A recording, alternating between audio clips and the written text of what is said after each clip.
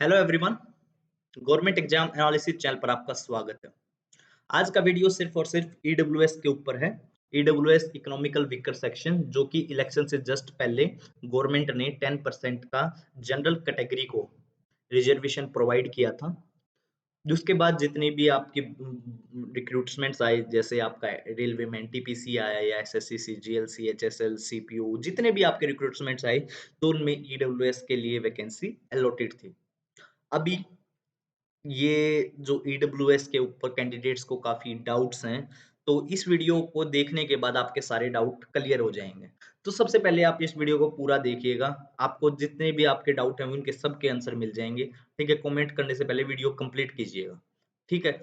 सबसे पहले SSC MTS का रिजल्ट आने के बाद जो ईडब्ल्यूएस से प्रोविज़नली एक्सेप्ट हुए थे, तो ईडब्ल्यूएस से जिनको प्रोविज़नली एसएससी ने प्रोविज़नल दिया था एक्सेप्ट का, उसमें काफ़ी कैंडिडेट्स को बहुत ज़्यादा एंग्जायटी हो रखी है, एनेक्सियस हैं कि उनका डीवी जो अभी मेन डीवी बाकी है डिपार्टमेंट का, ठीक है? उसमें क्या उनका हो पाएगा? मतलब उनको जॉइनिंग हो पाएगी? तो इस बारे में ये ये वीडियो बनाया गया है कि जो नेक्स्ट रिक्रूटमेंट्स हैं, जहाँ पे आपका एसएससी सीजीएल का होना है या सीएचएसएल की डीवी होनी है या सीपीयू या जेई, ठीक है? उसमें आपको ईडब्ल्यूएस का कौन-सा ईयर का सर्टिफिकेट प्रोवाइड करना होगा वहाँ पे, देना होगा, ठीक है? सबसे पहले आपको एक बात हमें एसएससी का जो वर्किंग स्ट्रक्चर है वो समझने की ज़रूरत है। एसएससी एक रिक्रूटिंग एजेंसी है, जो आपके एग्ज़ाम्स हैं वो रिक्रूट करती है। उसके बाद मोटे तौर पर आपके जो डॉक्यूमेंट्स हैं वो कलेक्ट करती है कि और अपने सिर पर ज़्यादा हेडेक ना रखते हुए, ज़्यादा बर्डन ना रखते हुए डिपार्टमेंट्स पर छोड़ देती है कि आपको ये एक्सेप्ट करने हैं, इनको जॉइनिंग देनी है या नहीं देनी है, अगर इनके डॉक्यूमेंट्स में थोड़ी बहुत कमी है। एसएससी के पास मेनली 2 रीज़न होते हैं कैंडिडेट को रिजेक्ट करने के। या तो पहला रीज़न है, या तो आपका जो एकेडमिक में कोई दिक्कत हो, मतलब कि आपका जो या तो आपके पास डिग्री ना हो या आपके पास 10 प्लस 2 की मार्कशीट या 10th की मार्कशीट, मैट्रिक सर्टिफिकेट जो भी है, वो ना हो, या आपका जो डिग्री है, वो उस डेट को कंप्लीट ना की गई हो जिस जिस डेट से पहले रिक्रूटमेंट्स में माँगी गई है। सबसे पहला रीज़न ये है, एसएससी के पास रिजेक्ट करने का। दूसरा रीज़न, अगर आपकी जो डेट ऑफ बर्थ है, वो मिसमैच कर रही हो 10th की मार्कशीट के साथ। और जो दूसरे रीजन है, जितने भी आपके सर्टिफिकेट से रिलेटेड रीजन, उनका कोई भी इश्यू नहीं बनता कैंडिडेट को रिजेक्ट करने का, कोई भी ग्राउंड नहीं होता, ठीक है? एसएससी करती क्या है, अगर जितने भी आपके सर्टिफिकेट्स के रिलेटेड इश्यू हैं, उनमें आपको प्रोविज़नल दे देती है कि आप जब आपकी डॉक्यूमेंट वेरिफिकेशन डिपार्टमेंट करेगा, उस टाइम पे आप प्रोड्यूस कर देना, ठीक है? मतलब कि मोटे तौर पर मैं एग्जांपल के साथ बताऊँ, जैसे स्कूल में एक टीचर को एक स्टूडेंट बोलता है कि आज कॉपी घर भूल के आ गया, तो कल मैं आपको अपनी कॉपी दिखा दूँगा। असलियत में हमें भी पता होता है कि टीचर को भी पता होता है कि इसके पास नहीं है, बट वो उसको एक चांस दे देता है कि कल दिखा देना आप अपना काम, ठीक है?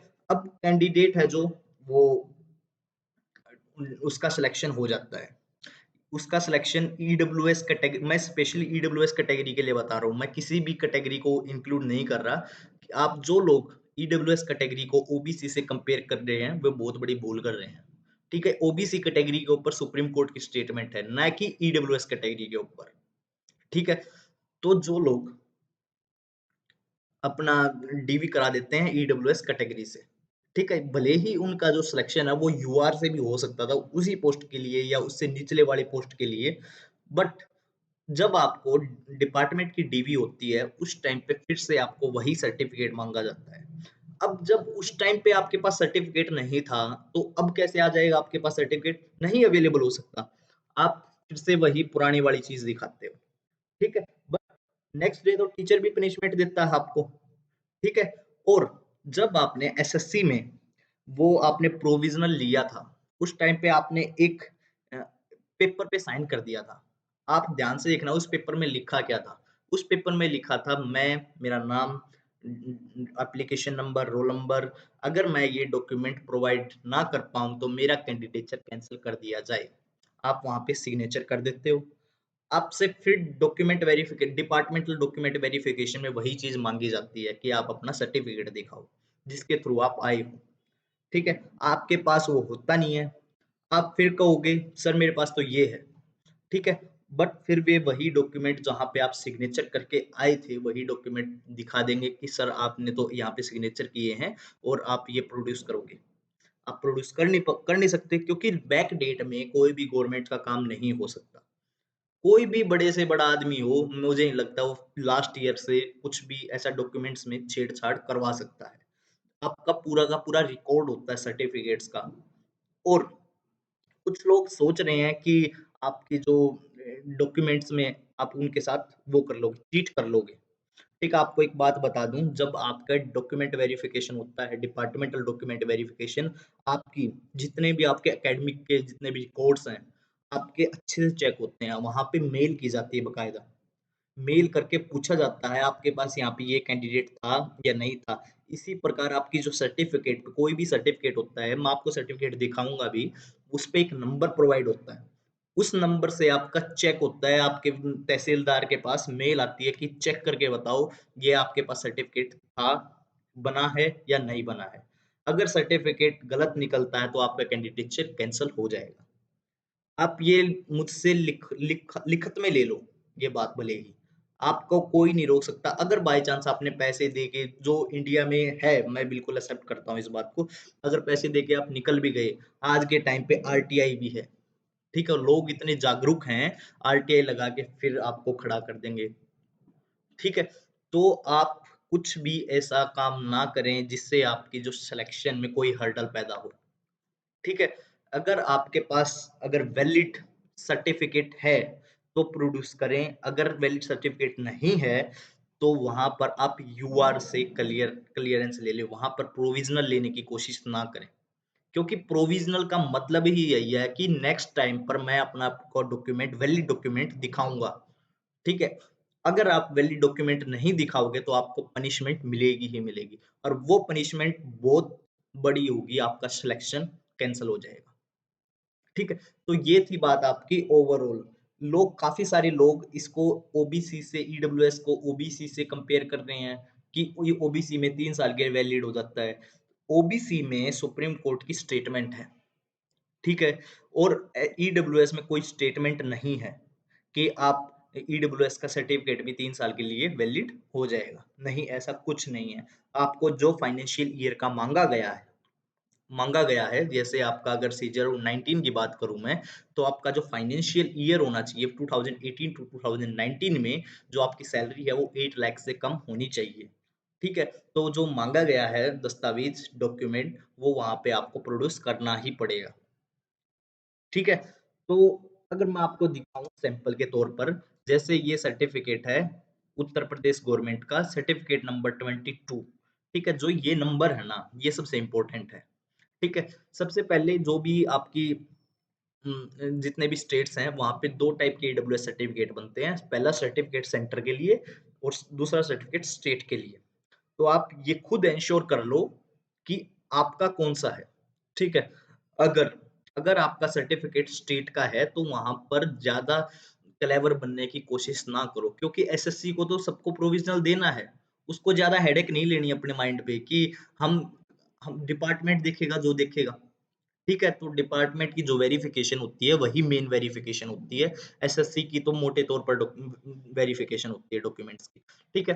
तो जो आपका ये सर्टिफ़िकेट नंबर है 22 ये वहाँ पर जब आप ये डॉक्यूमेंट सबमिट कर दोगे, जब आप ये डॉक्यूमेंट सबमिट करोगे, तो वहाँ पे ये जो 22 नंबर है, वहाँ पर कॉल करके पूछा जाएगा कि ये जो सर्टिफ़िकेट है, क्या ये रियल है या फ़ेक है? ठीक है? बिल्कुल अच्छे से तहकीकात होती है इन चीज़ों की, ठीक है? तो आप अपना अच्छे से चेक कर लो और ज़्यादा क्लेवर बनने की कोशिश ना करना गवर्नमेंट के साथ। आज के टाइम पे तो प्राइवेट फर्म्स के साथ कोई चीट नहीं कर पाता डॉक्यूमेंट्स में, तो ये तो गवर्नमेंट है। हर गवर्नमेंट आपस में इंटरलिंक्ड है, ठीक है? अब बात करते हैं हम जो आपके जो नोटिफ़िकेशन में क्या लिखा हुआ है, साफ तौर पे लिखा हुआ है। मैं वो आपको पढ़ के अच्छे से इसका मतलब बता रहा हूँ। ठीक है। Candidate may also note that in respect of the above candidature will remain provisional. आप ये बात समझ रहे हो? Till the veracity of the concern document is verified bye appointing authority. आप जो डॉक्यूमेंट अगर आपके पास नहीं था, अब अगर आपने सबमिट किया, तो आपका जो डॉक्यूमेंट है वो चेक किया जाएगा उसी ईयर में जो उन्होंने मांगा था। ठीक है, पूरा मेल करके वे पूछेंगे, आपका वहां पे नाम नहीं मिलेगा, फिर आपका कैंडिडेचर कैंसिल कर दिया जाएगा। आपकी जो मेन डीवी होनी है वो होनी है डिपार्टमेंटल डीवी। ठीक है। कैंडिडेट आर क्वेश्चन, या आप लाइन को पढ़ लो एक बार। Candidate are question that they will be debarred from the examination conducted by the commission in case they fraudulently claim SC, ST, OBC, EWS, PWD, ESM status और avail any other benefits. अगर आपने कुछ भी fraudulent काम करने की कोशिश की, अगर आप उस क्राइटेरिया में नहीं हो फिट और आपने कोशिश की, तो आपका जो कैंडिडेचर है वो कैंसिल कैंसिल नहीं, आपको डिबार्ड भी किया जाएगा। ठीक है, आप ये बात समझ लो कि कुछ भी ऐसा काम ना करो कि जिस वजह से आपका सिलेक्शन में दिक्कत आए। ठीक है, क्योंकि कोई भी सिलेक्शन है, कोई भी अगर आप रिक्रूटमेंट उठा के देख लो एसएससी का, 3 से 4 साल लग जाते हैं वहां तक पहुंचने में डीवी के लिए। ठीक है, तो आप ऐसी चीज पर साइन ना करके आना प्रोविजनल पर, जिससे आपके बिल्कुल आपका करियर है, ठीक है, वो बिल्कुल खत्म हो जाए एसएससी में। ऐसा काम बिल्कुल मत करना कि आप उसमें थे नहीं और आपने फ्रॉडुलेंटली क्लेम कर लिया। ये थी बात आपकी, जो आपके नोटिफिकेशन में लिखा हुआ है और इसका मतलब। और आपका जो क्रूशियल डेट है यहाँ पे, क्रूशियल डेट में इन्होंने ये बोला है कि आपका जो ईयर है ना, financial year 2018-19 and valid for 2019-20। ठीक है, वैलिड फॉर द 2019-20। इसका इतना इंपॉर्टेंट रोल नहीं है क्रूशियल डेट का, बट आपका जो फाइनेंशियल ईयर है और आपका जो वैलिड ईयर है, वैलिड ईयर 2019 टू 2020, मैं ये सीजीएल के लिए बता रहा हूँ, सीजीएल 2019 के लिए, और ये मैं सीएचएसएल के लिए बता रहा हूँ। और जितने भी एसएससी के एग्जाम्स हैं, मैं स्पेशली वीडियो बना रहा हूँ क्योंकि एसएससी एमटीएस का रिजल्ट आने के बाद बहुत सारे कैंडिडेट एनएक्सीएस हैं कि जो उन्होंने डॉक्यूमेंट सबमिट कर दिया, क्या उसमें, क्या वे दोबारा से एक्सेप्ट करो, जो आपका डिपार्टमेंट का डीवी होना है, क्या वहां पे वो स्वीकृत हो पाएगा? ठीक है, बहुत ज्यादा कैंडिडेट्स। ठीक है, अब बात कर लेते हैं हम यहाँ पे आपके जो आरटीए लगा के पूछा गया। EWS certificate can be produced of any date. ठीक है, but the candidate should ensure that they belong to EWS on the crucial date specified on in the notice of the examination. तो आपको ये देखना है कि आप जो क्रूशियल डेट है, क्रूशियल ईयर है, क्या उस टाइम पे आपके पास ईडब्ल्यूएस सर्टिफिकेट था? बस इन्होंने साफ-साफ यही लिखा है कि आपके पास था उस टाइम पे, अगर आपके पास नहीं था तो आप यूआर कैटेगरी में काउंट हो। ठीक है? काउंट आपको अपने आप को कराना पड़ेगा। ठीक है? नहीं तो आपका लास्ट में कैंडिडेचर कैंसल हो जाएगा। अगर आपको उसी पोस्ट, उसी उन्हीं मार्क्स में अगर आपको यूआर से पोस्ट भी मिल रही होगी ना, उस टाइम पे आपको यूआर से पोस्ट भी नहीं मिलेगी। ठीक है? कुछ भी नहीं मिलेगा हाथ पल्ले में। ठीक है? अगर मैं बात करूं आपका जो वेरिफिकेशन के बाद जो लिखा हुआ मिलता है, EWS certificate provisional accepted as candidate didn't produce, यहाँ पे लिखा हुआ है, दिया नहीं है EWS certificate valid for the year, जो आपका वैलिड होना चाहिए था वो प्रोड्यूस नहीं किया है। Candidate submitted EWS certificate for the year 2019-20, next year का दे दिया है। ठीक है, यूजर डिपार्टमेंट जो आपका स्पेशली बोला गया है, यूजर डिपार्टमेंट में check the validity of EWS certificate for the year of 2018-19। ठीक है, the same before issue the appointment. आपकी ज्वाइनिंग कराने से पहले डिपार्टमेंट आपका चेक करेगा 2018-19 का सर्टिफिकेट। अगर आपका जो ईडब्ल्यूएस का सर्टिफिकेट है, जब आपके पास एसएससी की डीवी के टाइम पे नहीं था, तो आप डिपार्टमेंट डीवी के टाइम पे कैसे प्रोड्यूस कर दोगे आप? ठीक है? तो जो बहुत बड़ी दिक्कत आ जाएगी आपके सिलेक्शन में, तो मैं तो बस इस वीडियो के माध्यम से आपको यही बताने की कोशिश कर रहा हूँ कि कोई भी जो यूट्यूबर आपको ये बोल रहा है कोई दिक्कत नहीं आएगी, आपका जो सिलेक्शन है वो बिल्कुल रुक जाएगा, आप कोई भी पोस्ट ग्रैब नहीं कर पाओगे।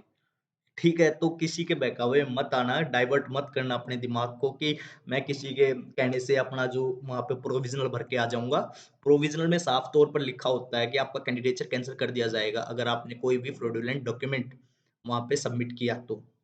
ठीक है, साफ तौर पर लिखा होता है, और गवर्नमेंट्स के साथ चीट मत करना। ठीक है, गवर्नमेंट्स हर डॉक्यूमेंट को अच्छे से चेक करती है। आज के टाइम पे तो प्राइवेट फर्म्स भी अच्छे से चेक करती हैं। तो ये थी बात आपके ईडब्ल्यूएस सर्टिफिकेट की, और अभी भी आपका कोई भी इससे रिलेटेड डाउट है ईडब्ल्यूएस सर्टिफिकेट से, तो आप मुझे कमेंट सेक्शन में पूछ सकते हो। भले ही मुझे नहीं लगता अब आपका कोई भी डाउट होगा। ठीक है, चलिए वीडियो को खत्म करते हैं। Thank you for watching.